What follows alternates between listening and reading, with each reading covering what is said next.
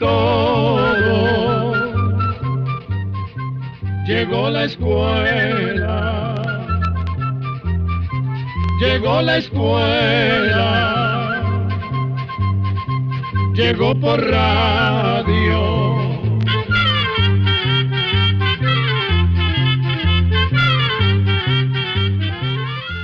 Traemos del pasado al presente algo que vale la pena volver a disfrutar. A continuación, un programa del recuerdo.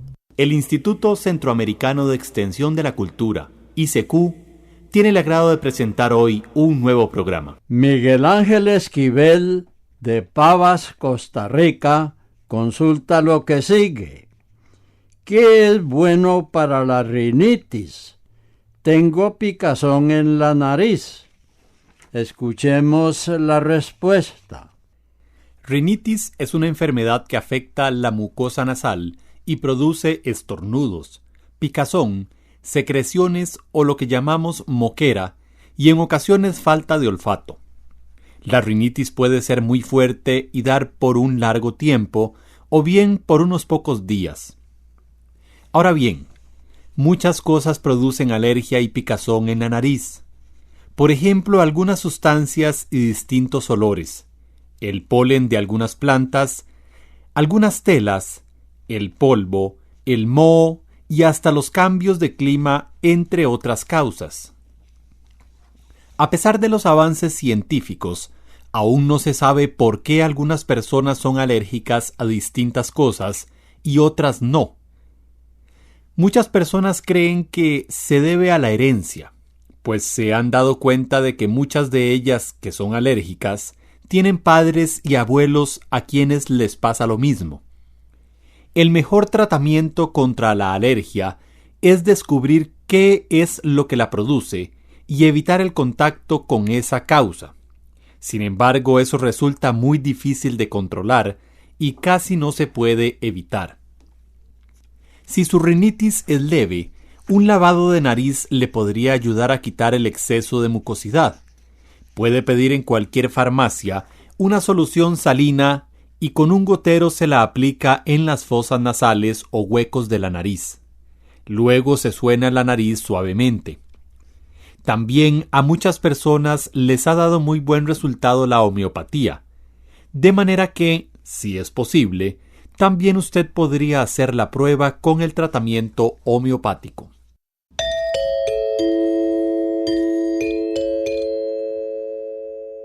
Joaquín Marroquín, de Ciudad Guatemala, nos pregunta lo siguiente. ¿Desde cuándo Pekín no es la capital de la Gran China? Oigamos la respuesta. Pekín sigue siendo la capital de China. Es, por tradición, la ciudad más importante de ese país. A lo largo de su historia fue la sede de antiguos reinos chinos. A veces se forma una confusión cuando se oye hablar de Beijing como la capital de China, pero en realidad es la misma ciudad de Pekín, solo que con un nombre pronunciado ligeramente distinto.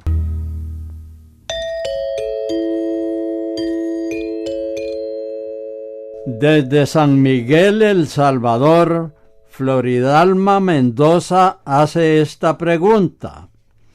¿La historia del Titanic fue real? ¿Se salvaron los que iban en los botes salvavidas o solo la muchacha? Vamos a contarle algo de la historia real del Titanic. En una noche sin luna, hace casi 98 años, entre el 14 y el 15 de abril de 1912, se produjo el hundimiento del barco Titanic. Ese era el barco más grande y lujoso que se había construido hasta entonces, y se hundió al chocar con un témpano, que es un inmenso pedazo de hielo que flota en las aguas del mar. Construido en Irlanda por el señor Thomas Andrews, el Titanic era propiedad de una compañía inglesa llamada Estrella Blanca. De las 2.200 personas que viajaban en el barco, solo 705 se pudieron salvar. Aquella noche oscura del 14 de abril, el Titanic navegaba en su primer viaje. Había salido del puerto de Kingstown, en Irlanda, y se dirigía a Nueva York, en Estados Unidos, atravesando el Océano Atlántico. Si la luna hubiera alumbrado esa noche, los vigías que llevan los barcos hubieran podido ver los témpanos que comenzaban a rodear la nave. Y si hubiera soplado el viento, los vigías hubieran observado, a la luz de las estrellas, la espuma de las olas cuando rompían contra los témpanos. Sin embargo, no ocurrió así. Y en esa noche de oscuridad, el Titanic chocó contra un témpano y se hundió para siempre. 1,495 personas perdieron la vida y ya no queda ningún sobreviviente. La última en morir fue la señora Milvina Dean, que al ocurrir la tragedia tenía 10 semanas de nacida. Milvina falleció el 31 de mayo del 2009. Ahora bien, una tragedia tan grande, que causó tanta sensación en el mundo entero, lógicamente ha hecho que se cuenten muchísimas historias y leyendas, muchas de las cuales no son ciertas. También se han hecho varias películas acerca del Titanic, y aunque puede haber mucho de cierto en esas películas, la mayoría de las historias que cuentan son imaginadas por los creadores de estas, quienes se afanan en contar una y otra vez la aventura del Titanic, ese barco gigantesco y lleno de leyendas que en una noche oscura se hundió para siempre en las aguas del Océano Atlántico. Un oyente de Sonsonate, El Salvador, nos hace la siguiente pregunta. Cada año, principalmente en verano, suceden grandes incendios forestales en Estados Unidos. ¿Cómo quedan las montañas que ha arrasado el fuego? Esa tierra pelona y sin árboles, con la huella del fuego, ¿todavía está palpable? Oigamos la respuesta. Los incendios forestales o de grandes bosques suceden casi siempre en regiones muy extensas en las que ha crecido suficiente vegetación. Una vez que llega el verano, esa vegetación se seca de tal manera que cualquier chispa, por pequeña que sea, producida por un fósforo o hasta por el calor del sol, enciende el fuego y provoca enormes incendios, sobre todo si se trata de una región donde soplan fuertes vientos. Esto sucede en regiones de Estados Unidos, como California, por ejemplo, en algunas zonas de Australia, en Sudáfrica y en otros países en los que la estación del verano es realmente muy seca y muy larga. Los incendios forestales dejan consecuencias importantes. El fuego destruye ciertas sustancias del suelo, provoca el desgaste o destrucción de los suelos de la llamada materia orgánica viva, y por ello disminuye su fertilidad. Esto ocurre porque a veces la capa fértil de la tierra es muy delgada, y si la vegetación y los árboles se queman completamente, también esa capa fértil se debilita y resulta muy difícil volverla a formar. Se necesita que pasen años para que el bosque se recupere. Esto quiere decir que, por ejemplo, un año después de un gran incendio, el suelo sigue convertido en un desierto, sin posibilidades de que la vegetación crezca de nuevo. Además, la gran cantidad de ceniza que queda después de la quema de los árboles, que podría servir de abono, se lava con las lluvias. El agua, que tampoco tiene nada que la ataje, no consigue penetrar en la tierra y se interrumpe el paso o la llegada natural del agua a los llamados mantos acuíferos que hay dentro de la tierra. Y por si fuera poco, los gases que se forman en los incendios contaminan el aire y se quedan allí por largo tiempo, sobre todo cuando el fuego se vuelve difícil de controlar y el incendio dura varias semanas.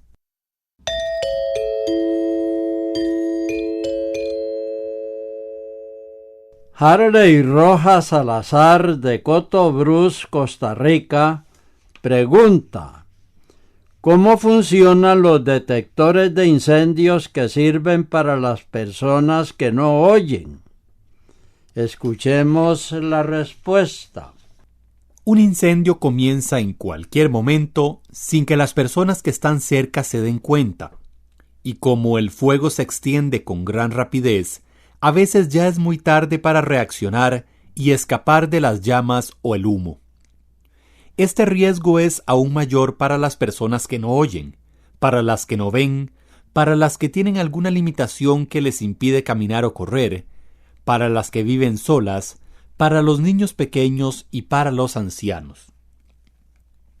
Los detectores de humo con alarma son aparatos muy útiles. Estos aparatos funcionan por medio de unos sensores que detectan la existencia del humo. Algunos traen una especie de lente sensible a la luz. Entonces, cuando hay humo en el lugar, el lente registra esa presencia. Otros detectores tienen unas sustancias químicas que se activan ante la presencia de los gases que forman el humo. También hay detectores que funcionan por medio de rayos láser que reaccionan ante el humo o los bruscos cambios de temperatura. Esos sensores envían impulsos eléctricos a la alarma contra incendio, la que pone en funcionamiento alguna sirena o algún sonido fuerte que avisa del riesgo. Pero también esos sensores provocan impulsos eléctricos en otras clases de alarmas que emiten una serie de luces fuertes, parecidas a las de las discotecas. De esta manera, aunque la persona no oiga, se da cuenta del peligro al ver los llamativos colores y movimientos de las luces de alarma. Otros modelos de alarma provocan vibraciones. Estas se colocan en superficies como vidrios y hasta en las camas, de modo que la persona pueda despertar si se encuentra dormida en el momento en que se produce un incendio.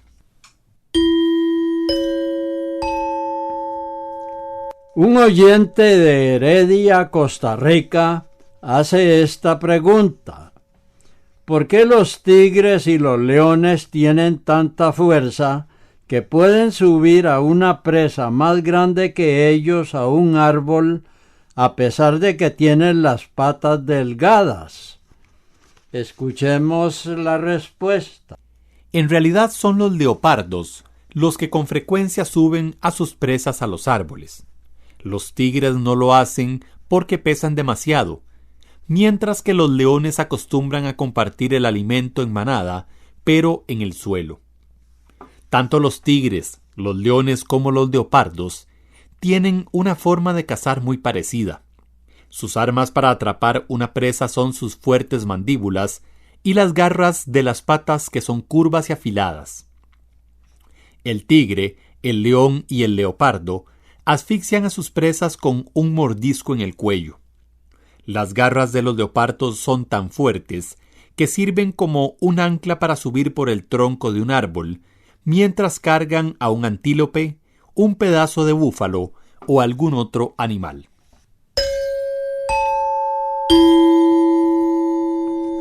Norma Sánchez Hidalgo de San Pablo de Heredia, Costa Rica, pregunta lo siguiente: me recomendaron que no haga uso de las matitas que tienen una leche porque esta es perjudicial.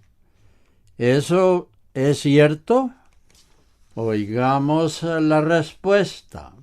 Efectivamente, la mayoría de las plantas que son lechosas, o sea que sueltan un líquido muy parecido a la leche, son dañinas para las personas. Esta clase de plantas causan irritación, tanto si las tocamos como si, por algún error, las llevamos a la boca, es decir, pueden afectar desde la piel hasta el estómago de las personas. Hay una de esas plantas lechosas que sí causa beneficios al ser humano. Se trata de las hojas del llamado higuerón colorado. Se usan para tratar lombrices intestinales. Sin embargo, al usar estas hojas hay que estar seguro de que en realidad son del higuerón colorado y no de esas plantas lechosas que nos hacen daño. De Pavas, Costa Rica, Miguel Ángel Esquivel pregunta: ¿cuál es el país más grande del mundo y cuántos habitantes tiene? Escuchemos la respuesta. El país más grande del mundo es Rusia. El territorio de Rusia o República Federativa Rusa, como también se le llama, mide más de 17 millones de kilómetros cuadrados y tiene 142 millones de habitantes. Su territorio es tan extenso que una parte se encuentra en Europa y otra en Asia. Por el contrario, el país más pequeño del mundo es el Vaticano, donde vive el Papa. Mide 44 hectáreas y tiene unos 1,000 habitantes. Y así llegamos al final del programa de hoy. Envíenos sus preguntas al apartado 2948-1000 San José, Costa Rica. También pueden enviarnos sus preguntas al correo electrónico icq@icq.org o encuéntrenos en Facebook como Oigamos la Respuesta o llámenos por teléfono, código de área 506, números 2225-5238 o 2225-5338. Recuerde que comprender lo comprensible es un derecho humano.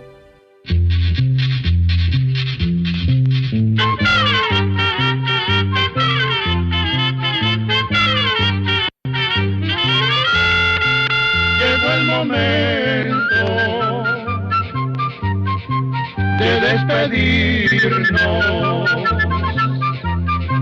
Se va a la escuela,